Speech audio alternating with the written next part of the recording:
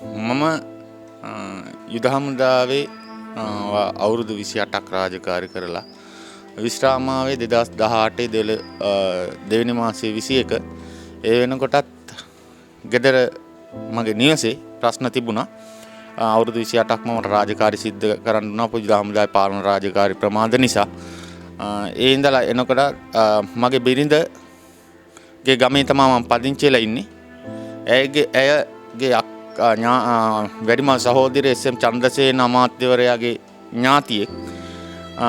ඒ හරහා ඔවුන්ගේ පවුලේ නීති විරෝධී මත්පැන් ජාවාරම් වැනි අකටයුතු සම්බන්ධයෙන් නීති විරෝධී සිද්ධි වලට සම්බන්ධයි. දිගින් දිගටම කරගෙන යනවා. මම මේ පවුලෙන් බැන්දට මම එවැනි සිද්ධීන් වලට කැමැත්තක් නැහැ.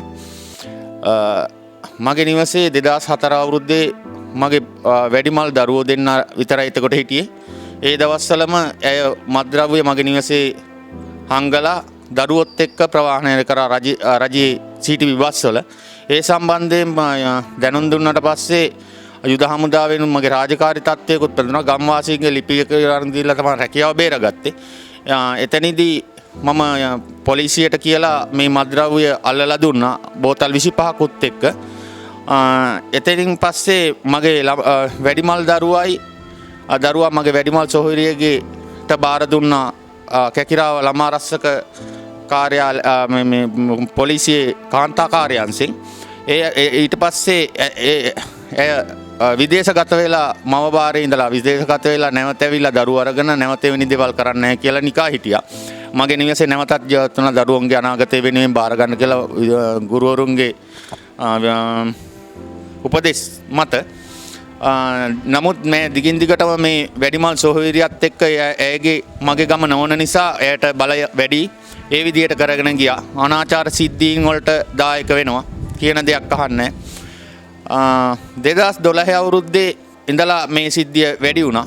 වැඩිමල් දරුවා ලොකු වෙනවත් එක්කම ඇයට මේ අනියම් සම්බන්ධතා පවත්වාගෙන යන්න බෑ. ඔහු ගෙදරේ හිටියොත්. ඒ නිසා ඔහුගේ කට්ටියත් එක්ක සම්බන්ධ කරලා මගේ වැඩිමල් පුතා කැකිරාව ජාතික පාසලේ සයන්ස් ජීව විද්‍යාව හැදෑරුවේ. ඔහු මත්ද්‍රව්‍ය වලට ඇබ්බැහි කරවලා පාසලෙන් මාව ගෙන්නලා ඔහුව ඉස්කෝලේ සියලු දත්තයන් දැනුම් දුන්නා දුරදුර ගැස්සීමේදී.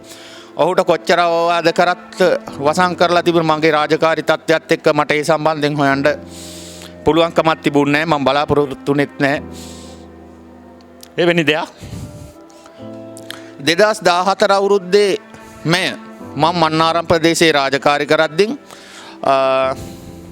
යුද්ධේ නිමා වෙලා තලේමන්නාරම රේල් පාර නැවත නවීකරණය කිරීමේ කටයුත්තට දායකයන්ට පරිගණක ක්‍රියාකාරුවෙක් විදිහට මට යන්න සිද්ධ වුණා.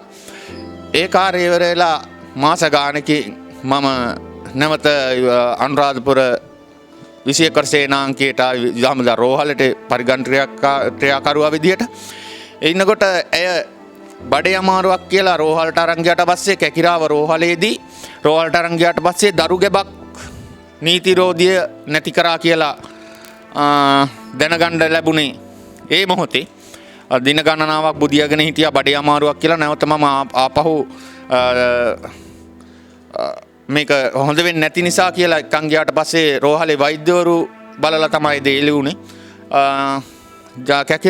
දඹුල්ල රෝහලට අරන් ගියාට පස්සේ මම ඇයගේ සොහොයුරියන්ට බාර දුන්නා නැවත මම ගෙදරට එවන්න එපා. මම දරුවෝ බලාගෙන ඉන්නම් මේක හරියන්නේ නැහැ. මගේ දරුවොත් විනාශ වෙනවා එයාලගේ නංගික කටයුතු නිසා කියලා. එතනින් පස්සේ මොවුන් පොලිසියත් එක්ක තියෙන සම්බන්ධතාවය මත දේශපාලන බලය මත කොහොම හරි දඹුල්ල රෝහලෙන් නීති විරෝධී ගැප්සාවක් කියලා මේක නීතියෙන් කටයුතු කරන්න කියලා තියද්දී මොවුන් කැකිරාව පොලිස් ස්ථානයට ආස්ථානගත කරලා දඹුල්ල රෝහලෙන් පැනලා ඇවිල්ලා තියෙනවා. මම ඊට පස්සේ නැවතත් මාසයකට විතර පස්සේ මගේ දරුවොත් තියාගෙන මම ගෙදර නිසා හිටියා. ගෑනු ළමයි 3 දෙනයි පොඩි බාල දරුවයි. යුද හමුදාවෙන් මට ඒ සඳහා සහන ලැබුණා ඉඳලා ප්‍රශ්නේ විසඳගෙන එන්න කියලා.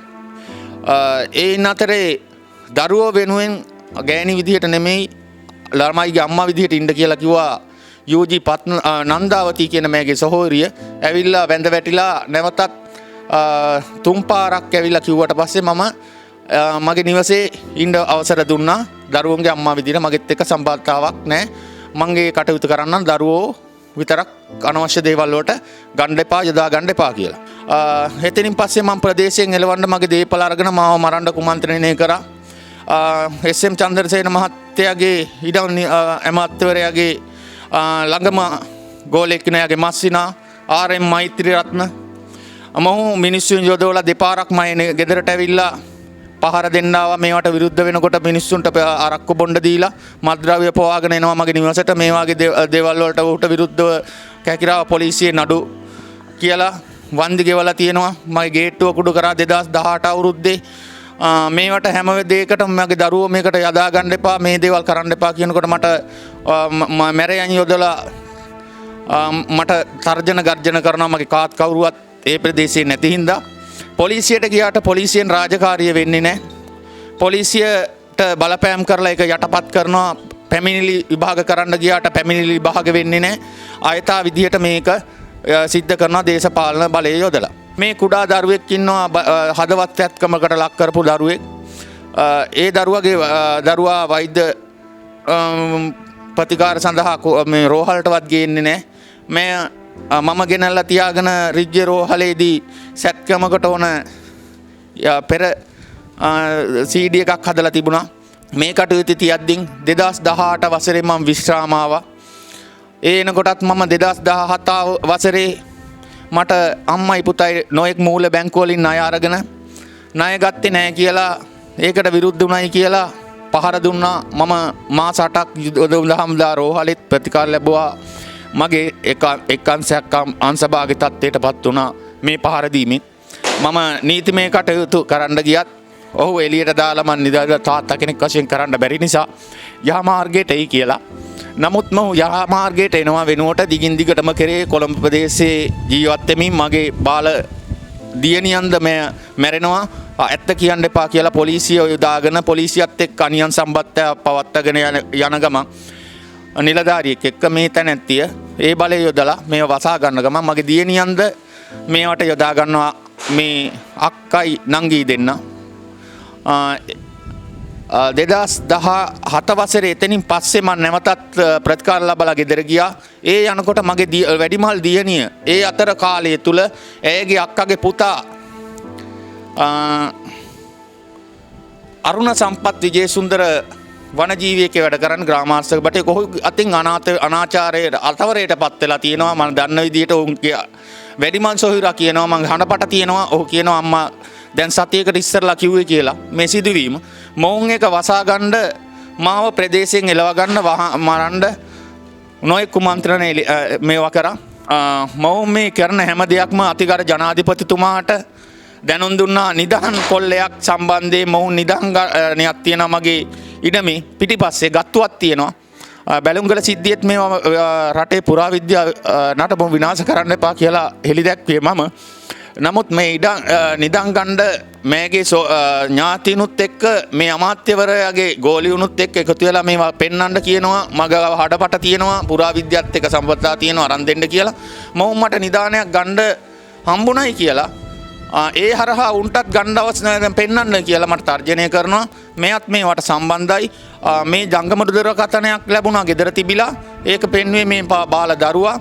ඒ ජංගම දුරකථනයේ පොලිසිය මගින් ලබා දුන්නු ජංගම දුරකථනයේ අනියම් ස්වාම්පුරුෂයා වන කෝට්සායන් සම්පත් ඉපලෝගම පොලිසියේ වැඩ කරපු දැන්ට ඔහු ජනාධිපතිතුමාගේ ලිපියෙන් පස්සේ දැම්ම අවුරුද්දක් පමණ කාලයක් ට්‍රාන්ස්ෆර් කරලා තියෙනවා මේ පොලිසියෙන්. නමුත් ඔහුගේ මුතුරන් හරහා ගමේම පදිංචි පොලිස් නිලධාරියෙක් ඉන්නවා රූපේ කියලා. ඒ පොලිස් නිලධාරියා නිදම් පසුපස යන නිදම් කොල්ල කළුවෙක්. පන්සලේ කරාකරඹෑව පන්සලේ ඉන්නවා ධර්මකීර්ති කියලා ස්වාමින් වහන්සේ නම. ඔහුත් එක්ක එකතු වෙලා මේවා ගන්න පෙන්වන්න කියනවා. අගිල ගහන්න එපා කියනවා. නොයෙක් ස්ථාන හරනවා. මම පුරාවිද්‍යාවයකට දැනුම් දීලා බෝඩ් ගැස්සුවා තුම්පලක. ඒව නැමැත්තුවා. ඒ හරහා මේත් මේවට පුතත් එක්ක කරා සෙනිකව මේ දියුණු වීමේ පරමාර්ථයක් විදියට මාවත් කොටු වෙන විදියට මේවා කරන්න යනවා. මම ඒ සම්බන්ධයෙන් දැනුම් දුන්නා. ඒවා ගන්න බැරි නිසා මේ දරුවා හෙළි කරපු තොරතුරු නිසා මහුට කූර විදිහට සැලකනවා. නැවත මගේ දියණියගේ ජීවිතය සම්පූර්ණ විනාශ වුණා. මෙය මම ළමා රක්ෂක අධිකාරියට කාන්තාකාරයන්ට දැනුම් දුන්නා. මොවුන් ඒක වසන් කරනවා. මෙය අපචාර සිද්ධීන් වලට යන ගමන් මගේ දියණියන්ද මේවට යොමු කරලා තියෙනවා. මේ සිද්ධි ඒවා වසන් කරනවා. ඒ සම්බන්ධයෙන් පැමිණිලි කරලා තියෙනවා උසස් මූලස්ථාන වලට. මේ පෙස්සන් ගහනවා කියනවා. කිපලෝගම පොලිසියෙන් මේ රාජකාරිය ලිංගික අල්ලසට රාජකාරී කරන නිසා තමයි මම මේවා දැනුම් දුන්නේ. නමුත් මේවා සියල්ලක්ම වසන් කරනවා. මට ඕනේ මේ රාජකාරිය හරියාකාරව දැන් ආරක්ෂක අමාත්‍යාංශයෙන් ලිපියක් යොමු කරලා තියෙන මහජන ආරක්ෂාව පිළිබඳ අමාත්‍යාංශයට මට හෙට දිනේ එන්න කියලා කිව්වා. ඒ අතරේ තමයි මම ස්ථානට මං ආවේ. මට අවශ්‍ය වෙන්නේ රටේ නීතියකට මං ගරු කරනවා.